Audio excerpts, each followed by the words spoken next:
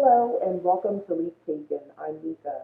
Here at Leaf Taken, I talk about all things witchy, craft-related, law of attraction, manifesting, esoteric, and everything else in between.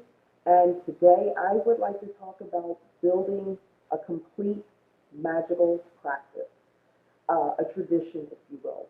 Um, a lot of us are solitary practitioners, and quite a few of us are people who eclectic, we'll just say, eclectic witches. We tend to practice, solitary and eclectic, meaning eclectic is a little bit of this, a little bit of that, myself included. I was practicing hoodoo, probably still some Wiccan type of practices, Celtic as well, and sort of a hodgepodge, add in maybe even Native American as well. And then with reverence to Orishas, even though I'm not initiated. So that's what I mean when I say eclectic. It doesn't have to be those type, all of those specific things, but hopefully you get the point, right? Okay, so the thing about this is, for me anyway, I reached a point where I know that I needed to have some depth, and that's where there's magic and then there's the spirituality part. Notice I'm not saying religion. So when I'm saying a complete magical practice, I am not likening this to a religion. I don't practice a religion, okay? Because for me, religion works a little bit differently. Spiritual, yes. Spirituality, yes. And that's where I'm going with this. So this video is about just kind of building that framework. I built that framework to the point where I realized I was a cottage witch, and that is where my spirituality is based. Okay, there's a lot of energy work. I'm still using all those things that I collected over the years of different magical paths, different spiritual practices. I can use all of those things as a cottage witch, so it's actually to my benefit. I don't reference myself as an eclectic witch. If you refer to me that way, it's not the end of the world. But that's not how I see my practice. It's evolved. So this video is great if you're at that space in your practice, wherever you are. It could be 2 months, it could be 2 years, it could be two decades in, and you feel like you need the spirituality piece, not just the magic. There's a difference. There is a difference. Prime example, before I get into everything, when life gets tough, whether it's through, all sorts of stuff that happens, joblessness, death, sickness, illness, all that sort of stuff, all the things that can negatively impact your life. When those things come up and it feels a bit out of your control, especially, I'll be honest with you, if it's not even happening to you, but for those you care about, there's the magic piece where, yes, you can do spells, you can do rituals.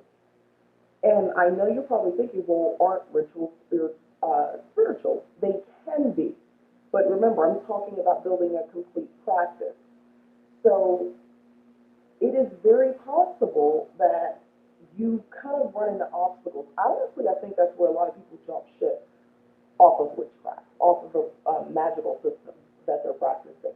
I think that's when they jump ship, because when it gets really rough, and then, if you're having back-to-back events happening, negative events in your life, you can feel like you're drowning, and the magic's not working.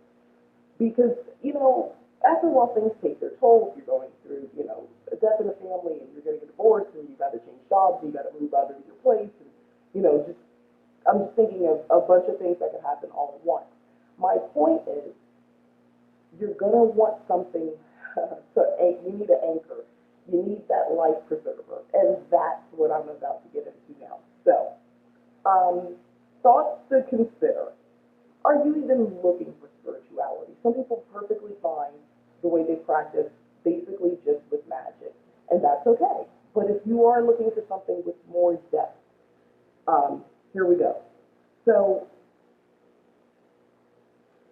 when I dealt with, just to kind of help you understand a little bit what I'm talking about with an example, when I've had to deal with a serious issue, death specifically, um, it has been very helpful. And for me, it was almost like my spirituality was put to the test because it was an unexpected death. And because of that, I was able, my spirituality that is, I was able to connect with the deceased. And I was able to have a sense of peace, understand that the person's spirit had moved on, and sort of like proof, if you will. I didn't have this. I didn't have to have a blind faith uh, or sort of a made up belief. I know, and that sounds harsh, but I didn't feel like I had to do that. It was revealed to me. It was plain as day. I mean, to give a little bit more examples, I mean, the person communicated with me. They made noises, they let me know they were in the room with me. They made their presence known. And it was shortly after their passing. And then they delivered the necessary messages to another family member in the household, and they moved on. You know, that was a really tough time for myself and those in my household. So when that happened, I was able to reconcile that and understand, okay, this spirit has moved on. This person has moved on. And they're okay. It's okay. If I didn't have the ability, the way that I see death, the way that I see spirit, if I didn't have that connection, which is really a part, that's not just a magic, that's spirituality now. Because I sit and I meditate and I talk with ancestors. I speak with those in the spirit realm. Since that is a part of my spirituality and my practice, I'm open, I'm susceptible, I'm someone they can reach. So I don't have a lot of the feelings that other people may have when it comes to death. Of course, you're so sad that the person isn't on this plane anymore, because that's the only way you've been able to interact with them. That's sad. You'll miss them. That's a given. But I don't have that thing where I think that would be missing if I didn't have my spirituality already, intact, where I have peace knowing they're okay, like they're really okay. There is an afterlife. There is something after we're no longer in these physical bodies. It's not over. That gives me a sense of calm and peace, to be honest. Now, you can customize your magical system with no dogma, um, rules, no necessarily rules that don't make sense to you. I'm not asking you or talking about creating, again, any sort of like religion. I'm not asking you to create tenets, commandments, rules to live by. No, so stay with me. So here's the part where I'm going to lay out the framework. And I was inspired by a book, and I'll have the link um, in the description. This book changed, I wrote this years ago. It really changed my view on magic, on spirituality, and on how to build spells and rituals and put it all together for, like I said, a meaningful magical system or even traditions. But anyway, so you're going to need a magical mission or an ultimate purpose. Like, what is your purpose? I've done videos a while ago and I talked about what is your magical purpose, what is your witchy purpose. That's where a lot of that comes from, and it kind of got me thinking on that line. You need purpose. I don't do this willy-nilly. And when I feel like I'm kind of drifting, or in the past when I felt like I was drifting, that's when my magic suffers, right? That's when, because my spells were kind of misfiring, they weren't exactly the way I wanted them to be. And you just kind of feel adrift. And you're just waiting you're looking for just that right spell, that right thing, that right ingredient, that right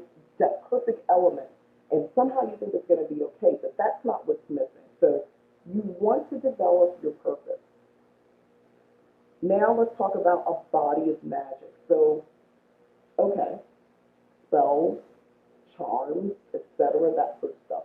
So what do you do? What type of witchcraft do you practice? Are you a war witch? Are you a fire witch? Or, we talk about eclectic, but what do you favor? Do you prefer candles? Do you prefer working with, like I said, specific elements? Some people will say they're, a green witch, a hedge witch, a cottage witch. You want to start thinking about that and building on that. Rituals are key. Honestly, that's really the basis. That's kind of a big deal to build. We're talking about building a complete magical system. You want to have defined rituals that you do that are important to you. And remember, rituals are just something that you're doing with meaning, with intent, on a consistent, regular basis.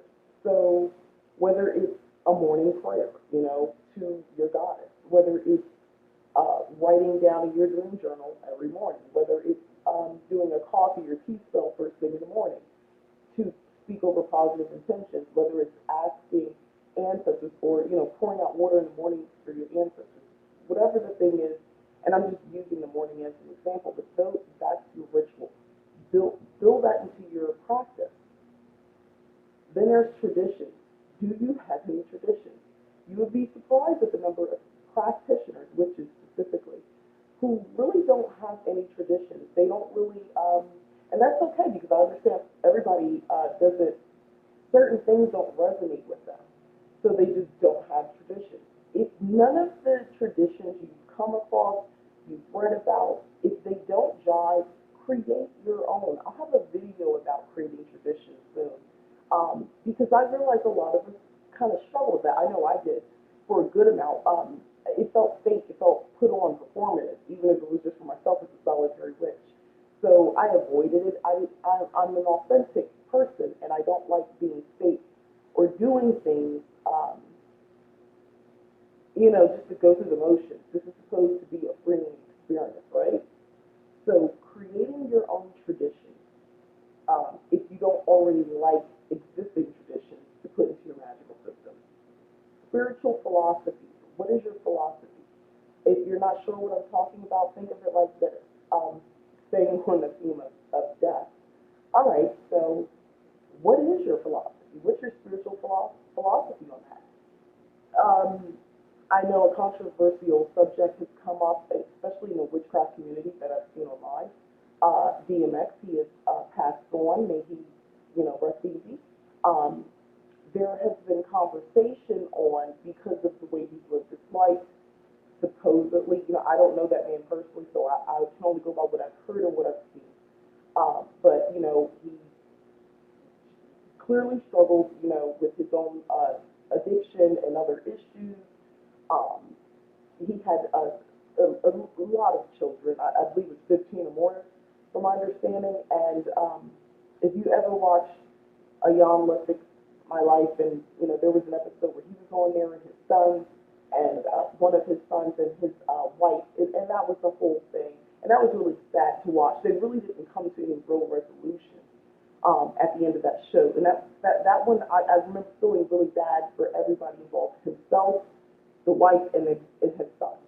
So if you saw that and you see that maybe he wasn't that supportive, supposedly, now in his death, I've seen what you're saying, well, the ancestors will reconcile that, stop making assumptions that he's going to be okay, something along those lines.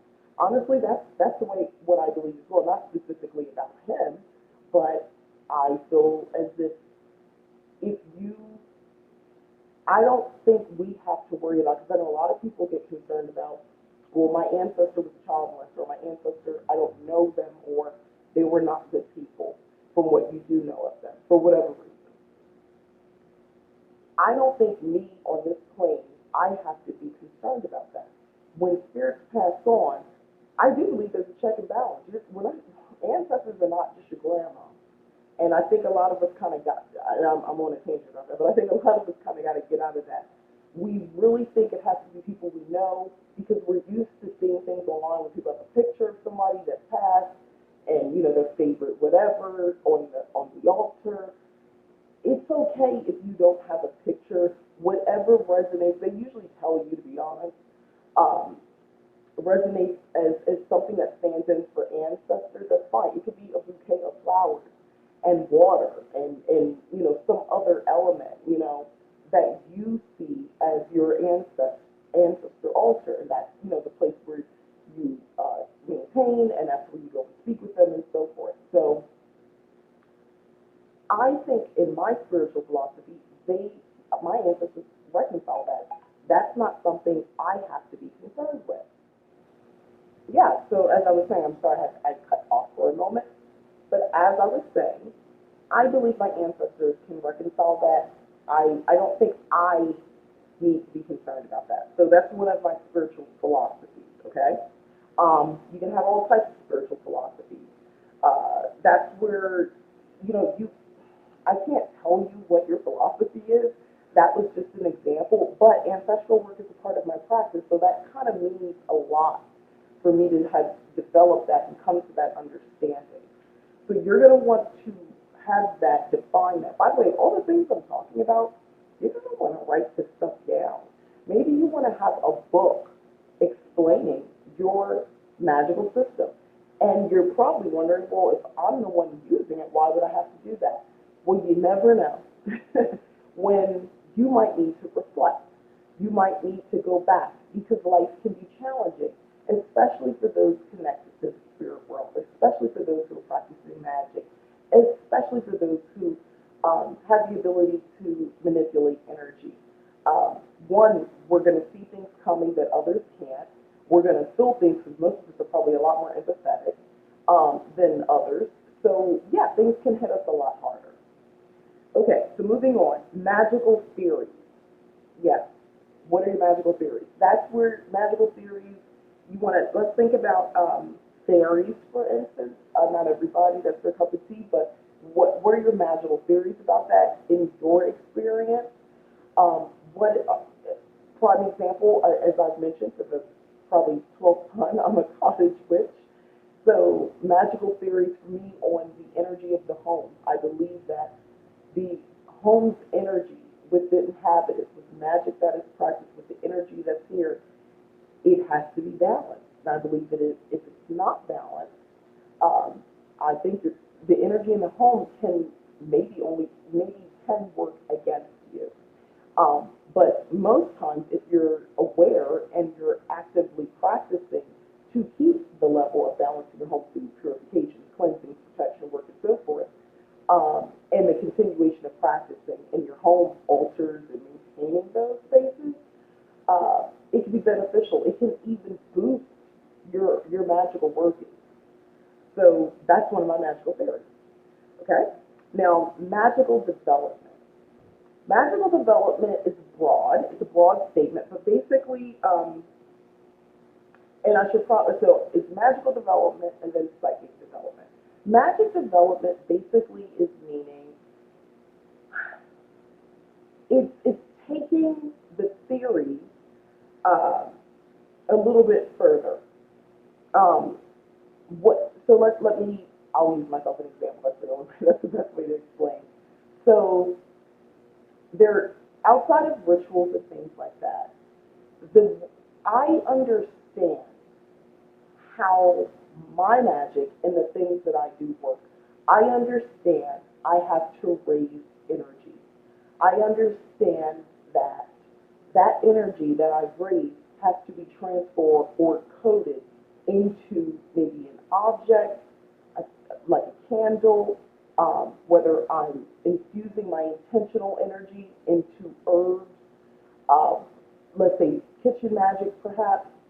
I intellectually understand this, right?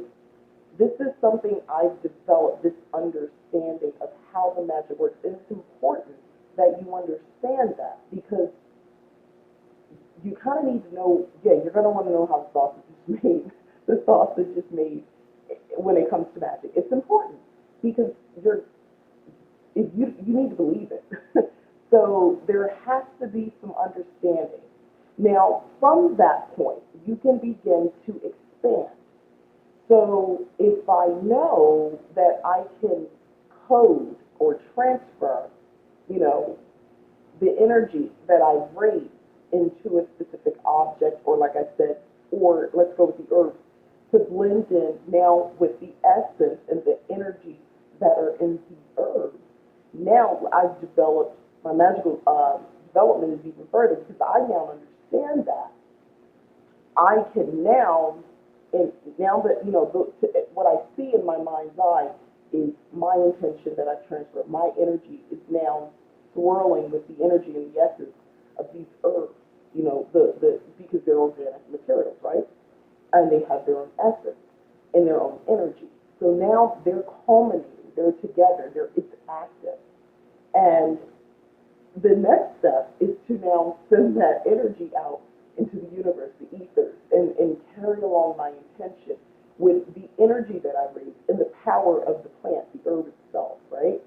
That is what I mean by magical development, and then fully comprehending it, and then continuously building on it. Because from that point, you can build on it further.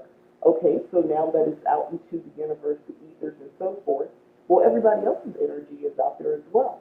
Everybody else's thought forms and ideas and manifesting work and so forth is out there. So you can sit and really go beyond that and start to, with your mind's eye, sort of see the code, the energy at play. When you look out and about you and around, you just, see these material things, but think on a atomic level. Think, we're all matter, but it's all atoms together, right? So start thinking like that, add that physics piece to it, the science of it. That's what I mean, getting a lot deeper. This is what I mean about building a complete system. And then, by the way, writing that down so you understand. And that's something you could come back to.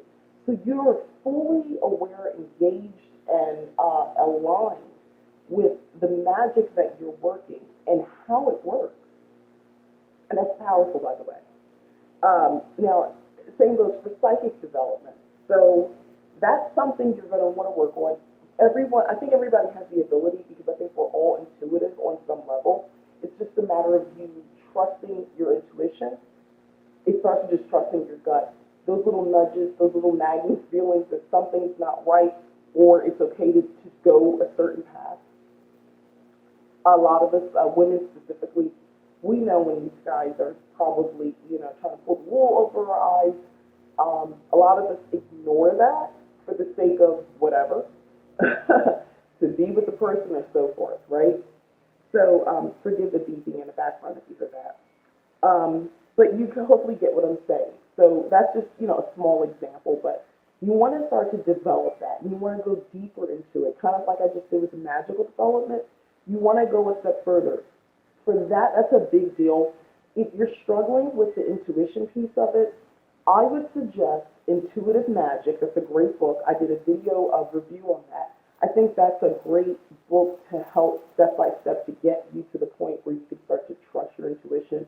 I also, over on leaptaken.wordpress.com, I wrote a blog, and I talk about this extensively about trusting into your intuition and how your higher self, can lead you to make all sorts of life changes or, bring about the life that you've always desired. Okay? Spiritual development. So we talked about spiritual philosophy. We're on the same thing. You're going to want to define and expand on spiritual development. This is kind of important, right? Because I was talking about spirituality before. So this is everything from afterlife to the spirit realm itself, understanding an ancestral realm. Even if you don't necessarily work with it, just having developed ideas and then eventual beliefs. That will take experience and practice, maybe even trial and error of working with things and trying certain rituals out. You're probably going to want to use tools, whether it be a crystal ball, runes, tarot cards, something along this divination, basically, is great for the psychic development, obviously, and especially for spiritual development. Setting up altars, just taking the time. This is something you're going to work at and develop over time. But as you do it, you'll have defined ideas. It won't just be a philosophy, there'll be ideas. And then, like I said, it becomes a belief. And then you will continue to expand on that. Okay, so you're going to want to personalize to reflect your own affinity. So what type of witch are you? If you're a sea witch, you're going to want to personalize your magical system to reflect that. I'm a cottage witch, so my magic is obviously centered around hearth, home, kitchen magic, a lot of protection work in and around my home, a lot of natural elements, hedge witchery, and so forth. All of those things that's built into my magical system. Okay, so you want to personalize. So if you're eclectic, it's time to start getting a little bit more specific. What calls you? What are you doing more often than not? What elements are you working with? What calls to you? Look at your birth chart if you're struggling with that. A lot of times the meanings are there, for getting a deeper understanding of the type of practitioner you are. Maybe start there if you're really just not sure. Customization to make maximum use of your own abilities. So customizing. So I talked about personalizing, but customizing. So, okay, as I spoke before, cottage witch, so customize. So my magical system is very custom to the type of witchcraft that I practice, right? That would mean, for me, I'm very aware of the wheel of the year, and my magical practice really revolves around that. The type of spell work and rituals that I like to do, they rely a lot on the time of year and season that we're in. That's customizing. So yes, I'm working with house energy, house spirits. I have my own things that I, manifest and do as well, the love spells, the money spells, and so forth, all right? But I'm customizing because I'm also someone who follows the will of the year, and I customize my magic, rituals, the way that I practice in general around that. So that's what I mean by customization. A steady travel path. So if you've been at this for a while, this makes sense to you. When I say a path, what path have you been on? And if you haven't been on a specific path, you kind of have just been seeing a little bit of this, a little bit of that, here's your chance to create a steady travel path. Remember, you can take detours occasionally, but you get back on that path. And that path will lead you eventually to having a complete magical system. You just stay the course. To me, it's cottage witchery, that's the path. Variety. Variety and fun for us eclectic witches. I think that's easy, if you were already identifying that way in solitary. Variety and fun. So, I know there's a lot of jokes and, I've seen memes and kind of negative comments about witches who use glitter, as if that's a bad thing. You'll see sometimes you buy candles and there'll be glitter on, a little bit of glitter on top. For some witches, they find it a little offensive. It's not real because it's not natural or something along those lines. But for others, it's bringing in variety and fun and color magic, not just the candles, but variety is, well, I'm manifesting, this new thing, this new job or promotion or something along those lines. So I decide I want to wear colors that reflect the energy of that. I've been doing spell work. I have all my intentions set. I'm ready to go. I've been aware of when I'm practicing, new moon versus full moon, and so forth.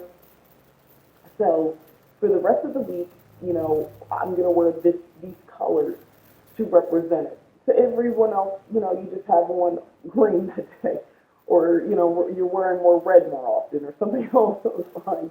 The passion and all that sort of stuff is red and green to represent the promotion of the prosperity and all that sort of stuff, abundance. You might decide you're going to wear something green almost every day, or something red, to push, kind of propel you forward and put you in front of everybody else, and they can see your passion, and you're wearing red all the time. things like that. That's what I mean by variety and fun. That's part of your practice. Um, when you do ritual, when you sit down and you meditate, you may wear certain, robes and things like that. Maybe it's all black, maybe it's all white. You might cover your hair. Um, you may take spiritual baths, but it's a fun scent or it's a very intoxicating scent that you just absolutely find delicious. That's what I mean by variety and fun. You want to still add those elements. So yeah, that all those elements are how you can build a complete magical practice. Um, I have done this work. I've done this work. So I know it works. Um, it has been beneficial to me. Um, if you have any questions, please leave them in the comments on any of the things that I've mentioned. If you want to kind of wanted me to expand on it more, like I said, I'd like to go more into creating your own traditions. I think that's a great thing to kind of share with you guys because I know, like I said before, a lot of witches don't have any real traditions. Um, it's kind of like an ad hoc thing. Maybe I'll try this time. Oh, I'll try this that time. But I think it's important to build your traditions. Like I said, ultimately, your complete magical system is going to include spirituality. And we've had trying times, 2020 was one of them. So you're going to want to have a system in place for you to kind of fall back on. You know, part of being a witch for me, is, especially a college witch, is being prepared, having things already set up and prepared. Yeah, of course I do things on the fly. We all do. You get a message, a symbol, and it tells you to go. But most of the time, you're prepping. You know to just you buy that oil, that herb, or you don't know why, but you know you needed it, and you might not use it for another month or two, but it was there. We have a lot of us have that gift because we're tapped in to our higher self, like I said, to our intuition, so we can follow through on that. But like I said, any questions you have, please ask in the comments. Have you built your own magical system? You know, like I said, this is great for eclectics who have the magic but struggle a little bit with that spirituality piece. But I'm not talking religion. Huh? All right, so thanks again for watching. I'm Mika. This is Lee Taken. Please like, subscribe, share. And if you have already subscribed, thank you very much. I really appreciate it. And thanks so much again for watching. Bye-bye.